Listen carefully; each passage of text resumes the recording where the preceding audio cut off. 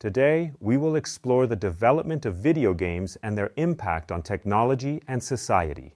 Let's start with a brief overview. Video games on computer systems first appeared 1950, such as the video game Tennis for Two, which was created in 1958. After these humble beginnings, the industry quickly expanded, setting the stage for widespread popularity in arcades and homes during the 1970s and 1980s. During the 1970s, gaming halls provided a space for people to socialize and play games like Space Invaders. In the 1980s, Nintendo's NES was released, and it made playing games a family activity. One of the most well-known examples of early video game is Tetris. It was released in the year 1984. The game's origin is attributed to a Soviet engineer named Alexei Pajitnov, who created this game inspired by puzzles. Tetris spread around the world through floppy disks shared between programmers and friends, despite the Iron Curtain. At work or in daily life, people copied and passed it around, smuggling it out of the USSR. The game reached the West on a large scale through licensing in 1989. It was such a big hit that it sold millions on the Game Boy console. But let us go ahead.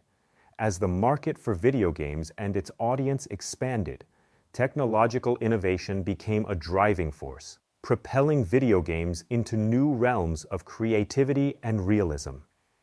In the 2000s, online multiplayer games such as World of Warcraft helped in building online communities. Earlier video games were primarily meant for individual gameplay, but now they serve as a means for global connectivity.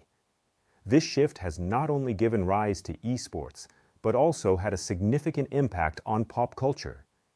Key advancements in computer graphics and vision have driven this evolution. Early games used simple 2D sprites, but by the 1990s, hardware advancements of 32-bit and 64-bit consoles enabled the rendering of polygonal 3D graphics. Modern technologies, such as ray tracing from NVIDIA, make lighting and shadows more realistic. Computer vision adds features like motion tracking in games, using cameras to detect player movements for controls. As in Kinect, AI will enhance by providing smarter enemies or facial recognition in multiplayer games. These make games more immersive and interactive. Ever since its start, the gaming industry has continued to expand in economic scope. The industry has seen a wave of major acquisitions, driven by both financial and strategic goals. In 2023, Microsoft finalized its $69 billion acquisition of Activision Blizzard, the largest acquisition deal in gaming history. This move was aimed at expanding Microsoft's gaming portfolio, securing iconic franchises like Call of Duty, Warcraft, and Candy Crush, and strengthening its position in mobile and cloud gaming.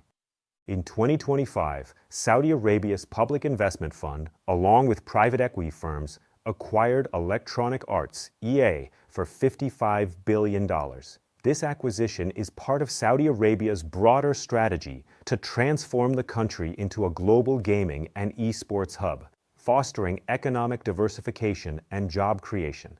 Saudi Arabia's investments in gaming are not just financial, but also geopolitical, aiming to position the country as one of the leaders in the industry by 2030.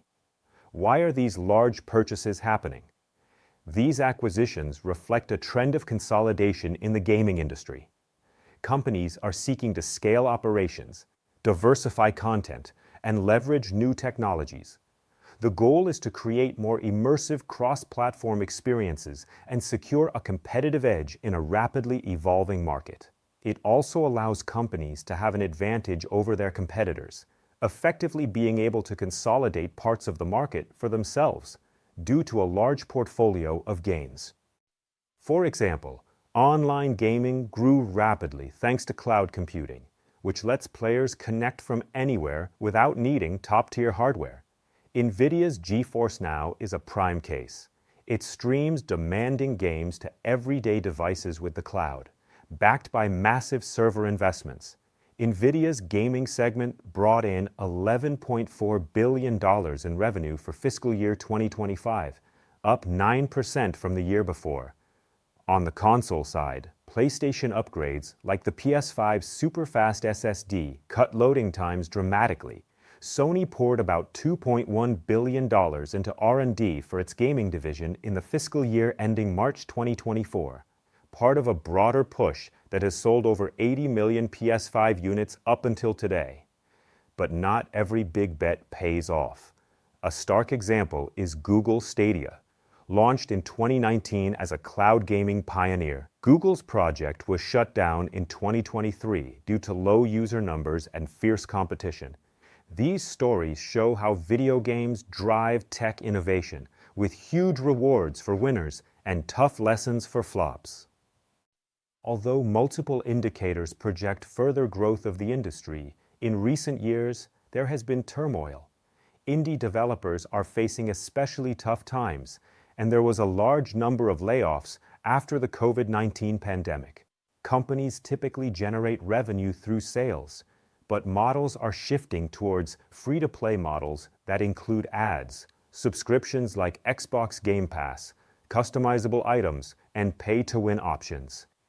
In free-to-play games, key customers called whales are players that spend hundreds or thousands on in-game purchases, like cosmetics or boosts.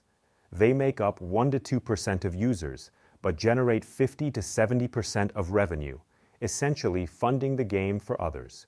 We see it as a huge business model, maybe trying to get most out of users. Now, let us examine the positive impacts of video games, starting with social effects. Video games can help people form new friendships and feel more connected. Online multiplayer games allow players to team up and chat with others around the world, building communities. According to a 2025 American Psychological Association survey, nearly half of teens, 47%, say they have met a friend online because of a video game they both play, and another 47% report that gaming has helped strengthen their real-world friendships. In addition, 41% say it has helped them improve how they work with others. Another positive impact of video games is that they can improve cognitive skills, such as problem-solving, spatial awareness, and quick decision-making. Beyond entertainment, video games or elements of them, such as points and badges, are being increasingly adopted in European classrooms, revolutionizing education through gamification and active learning. Studies show that students using tools for interactive quizzes and challenges demonstrate higher motivation, better retention of material, and increased participation. However, there are also potential negative effects to playing video games.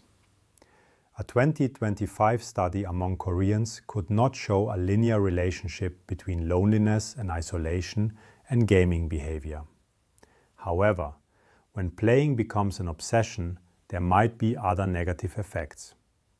Recent 2025 estimates suggest that around 3.3% of gamers worldwide may have a gaming disorder, leading to symptoms like loss of control, neglecting responsibilities, and withdrawal effects, with higher rates among adolescents, up to 8% in some pooled studies.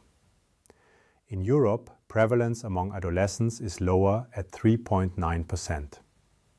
For European teens, about 4 to 5% are at risk of problematic gaming, which can result in lower life satisfaction and mental health issues. While online games can connect people, players may also get bullied or experience abuse.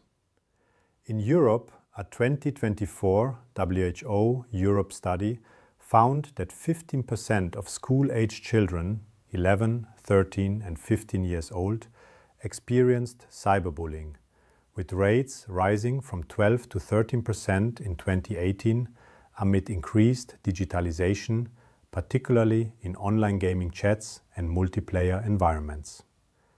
In the UK, 34% of adolescents reported cyberbullying during mobile gaming sessions. This can lead to increased stress, anxiety, and withdrawal.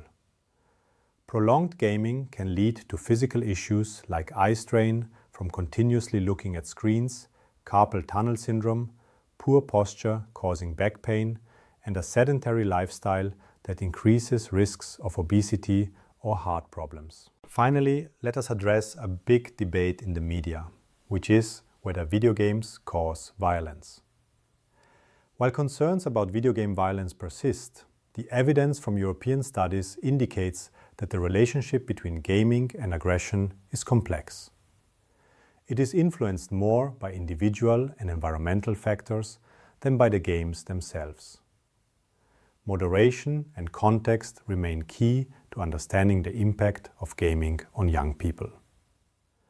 Some studies even suggest that pro-social games, those that encourage cooperation and empathy, can reduce aggressive tendencies. These games promote perspective-taking and pro-social decision-making, which can lead to lower levels of aggression and improved social behavior.